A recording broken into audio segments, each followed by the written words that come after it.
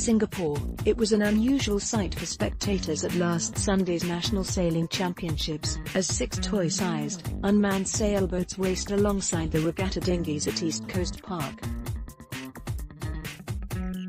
The brightly coloured, wooden-hulled boats called jong sailed in an exhibition event organised by the Singapore Sailing Federation, SSF, as part of efforts to revive the centuries-old Malay tradition of jong racing.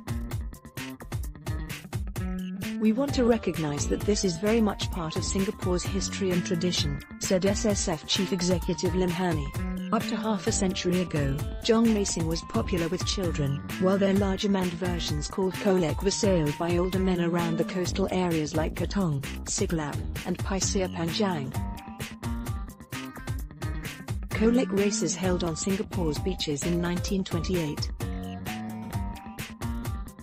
Photo, Sports Singapore. Mr. Fauzi Nasir, who co-organised the demonstration event, used to sail his family's kolek around St. John's Island where he grew up in the 1960s. "It's a dying sport. Since the 1970s we haven't had these traditional races in Singapore," said the 48-year-old. Read, an island boys race against time and tide. Singapore family helps bring back centuries-old tradition in Riau Islands, and are yearning to bring kolek races back to Singapore. Mr. Rohasan Sain, SSF Assistant General Manager, said, "Our older staff have memories of these jongs. Some used to stay on Pulau Tekong or the other islands, and these are the activities that they lived and grew up with." Mr. Fauzi Nasir said, "Mr. Lim, we're doing this with the view of bringing it back as a race in the Pesta Sukan. It's a great way to re-engage the community and welcome new people into the sport of sailing." Mr. Rohasan added, "This is also a way to make our young sailors realize that we have deep roots in sailing. These traditional boats originate from here. It's part of our maritime culture."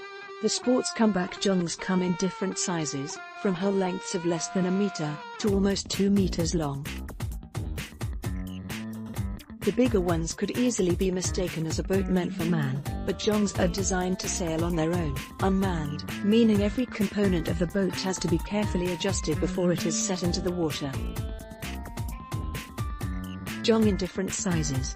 You need to calibrate the sails and outriggers, and it really takes some skill on reading the wind direction, said Mr. Fauzi.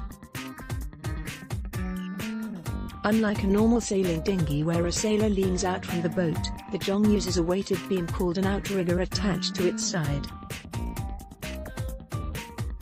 This enables the sails to catch wind, propelling the boat forward without capsizing. Jongs can reach speeds of up to 8 to 10 knots, impressive considering these boats are made by hand, and often by islanders with no formal training in boat making. It may look very simple, but once you get into it you realize that these guys are masters at what they do, said Mr. Lim, an ex-national sailor himself. Calibrating the outrigger with added weight. Mr. Lim only came to know about the sport about a month ago when he brought a team of sailors from Singapore to witness a regatta in Desaru, where almost 200 participants showed up with their jongs. It was hell of a fun. People were really into their discipline and activity, and I thought, wow, why don't we have this in Singapore? He said. In other places like the Riau Islands, traditional regattas still take place frequently, and these kampong versus kampong competitions attract spectators by the thousands. Mr. Lim says the SSF will start a category for jongs in the next Pesta Sukan regatta in August. But looking for participants may not be so easy, said Mr. Muslim Nasir, Mr. Fauzi's brother. I called all my old-time kampong friends to come for this demo event, but no one was interested, and none of them have jongs anymore. Still, people like Mr. Fauzi's family and Mr. Lim have ambitious hopes to revive the sport. We will start small. All you need is 5 or 6 jongs for a race, but if we can get more than 20 participants, that would be a good number. We will gauge the interest, and if people start coming, they want to buy jongs. and participate, then it's a way to grow the community, said Mr. Lim. Mr. Lim also hopes to attract participants from Indonesia and Malaysia in the future. It's one of those things that can easily go into the hundreds.